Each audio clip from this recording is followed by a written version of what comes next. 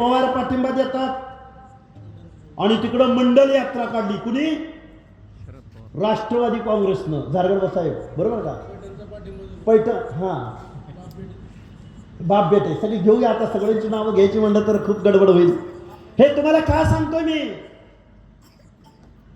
ओबीसीनी ओबीसीला मतदान करायचं आणि ओबीसीचा माणूस नाही भेटला ना एससी एसटीला मतदान करायचं. एससी एसटीचा माणूस नाही भेटला ना माझ्या मुस्लिम समाजाला मतदान करा.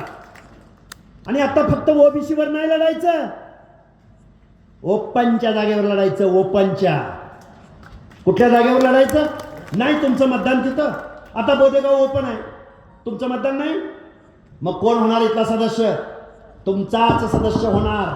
पण एकी महत्वाचे, आता जर भांडत बसला ना, आता जर भांडत बसला आणि शिक्षण नोकऱ्या सोडून द्या. आता कुठं राहिलेत नोकऱ्या?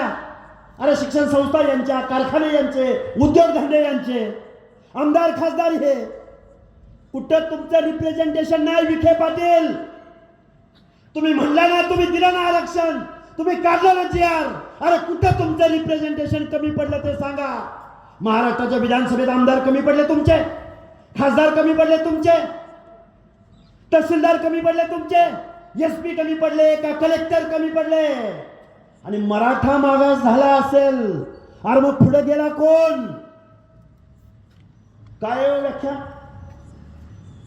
अंधारे साहेब व्याख्या काय?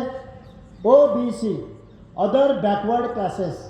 वकील साहेब, बॅकवर्ड क्लास म्हणजे काय? मागास वर्ग.